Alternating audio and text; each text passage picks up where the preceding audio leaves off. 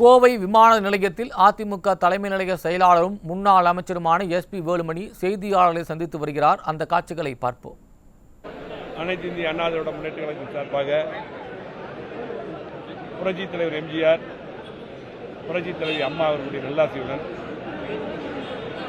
புரட்சி தமிழர் கழகத்துடைய பொதுச் செயலாளர், முன்னாள் முதலமைச்சர், எதிர்க்கட்சி தலைவர், வருங்கால முதலமைச்சர் எடப்பாடி அவர்கள்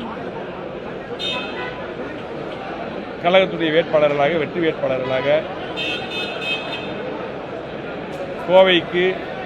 கோவை பாராளுமன்றத்துக்கு ராமச்சந்திரன் அவர்களையும், பொள்ளாச்சி நாடாளுமன்றத்துக்கு கார்த்திக் அப்புசாமி அவர்களையும், நீலகிரி பாராளுமன்றத்துக்கு லோகேஷ் தமிழ்ச்செல்வன் அவர்களையும் அறிவித்துள்ளார்கள். இன்றைக்கு 3 வேட்பாளரும் இங்கே இருக்கிறார்கள். இன்னும் தமிழ்நாடு முழுவதும் பாண்டிச்சேரி உட்பட 40 நாடாளுமன்ற வேட்பாளர்களையும் அதிமுக மற்றும் கூட்டணி கட்சிகளுக்கு அறிவித்து ஒரு இடைத்தேர்தலிலே, சட்டமன்ற இடைத்தேர்தல் விளம்பரத்திலே அதற்கும் அதிமுக சார்பாக வேட்பாளரை அறிவித்து இன்றைக்கு அதிமுக தலைமையிலே, எடப்பாடியார் தலைமையிலே வெற்றி கூட்டணி அமைத்து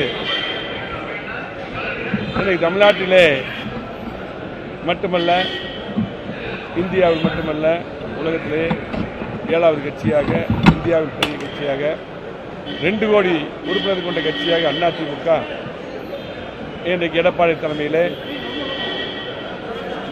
வெற்றி வேட்பாளராக எங்கள் பொதுச்செயலாளர் அறிவித்துள்ளார்கள். கண்டிப்பாக வெற்றி உறுதி.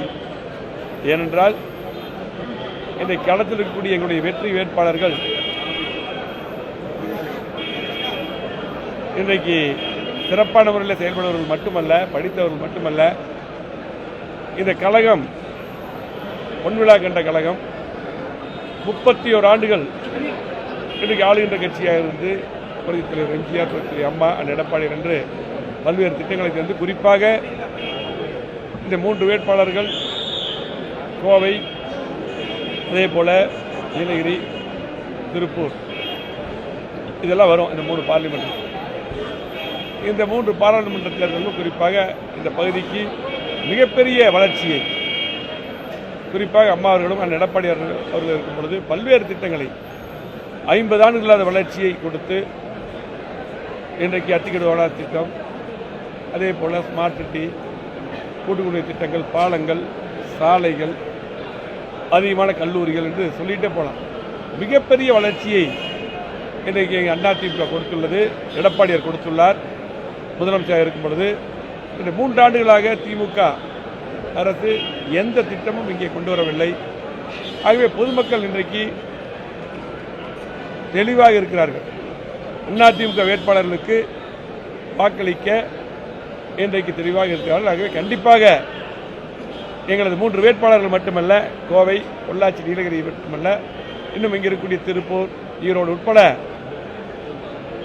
40 நாடாளுமன்ற தொகுதியும் பாண்டிச்சேரி உட்பட வெற்றி பெறுவோம்.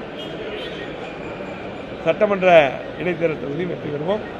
கண்டிப்பாக இந்த வெற்றி வருகின்ற சட்டமன்ற தேர்தலில் எதிரொலித்து மீண்டும் முதலமைச்சராக எடப்பாடியார் வருவார். நன்றி, வணக்கம்.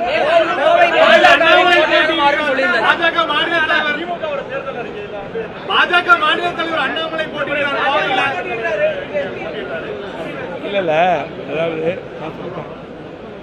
இன்றைக்கு மத்தியில் பாரதிய ஜனதா கட்சி ஆட்சியில் இருக்குது. இன்றைக்கு இங்கே திராவிட முன்னேற்ற கழகம் இருக்குது. இன்றைக்கு கோவை மாவட்டத்திற்கு திட்டங்கள் தந்ததெல்லாம் பார்த்தீங்கன்னா அதிமுக. அது மட்டுமல்ல, பெட்ரோல் டீசலை விலை பொறுத்தளவுக்கு திமுக பேசவே கூடாது. நாங்கள் சொன்ன வாக்குறுதிகள் எதுவுமே நிறைவேற்றல. 520 வாக்குறுதிகள் தந்தாங்க. அதுதான் எங்களுடைய பொதுச்செயலாளர் எடப்பாடி அவர்கள் தெளிவாக சொன்னார் பேட்டியில். எந்த வாக்குறுதியும் இந்த 3 ஆண்டுகள் நிறைவேற்றல. ஆகவே அதிமுக வாக்குறுதி தந்தால் நிறைவேற்றுவார்கள். அது மட்டுமல்ல, 37 எம்பிகள் 14 அம்மாவுடைய தலைமையில் வெற்றி பெற்று, அதுக்கு எடப்பாடியாக இருக்கும் பொழுது காவிரி மேலாண்மை வாரியம் அமைப்பதற்காக நாடாளுமன்றத்தை 22 நாள் முடங்கினாங்க. ஆனால் 38 எம்பி திமுகவிலிருந்து எதுவுமே செய்யல. ஆகவே இன்றைக்கு நாடாளுமன்றத்தில் பொறுத்தளவுக்கு தமிழ்நாட்டுடைய உரிமையை மீட்க எங்களது அதிமுக மற்றும் கூட்டணி கட்சி வேட்பாளர்கள் வெற்றி பெற்று நாடாளுமன்ற உறுப்பினராக கண்டிப்பாக உரிமையை மீட்டெடுப்பார்கள். ஆகவே எங்களுக்கு வெற்றி உறுதி.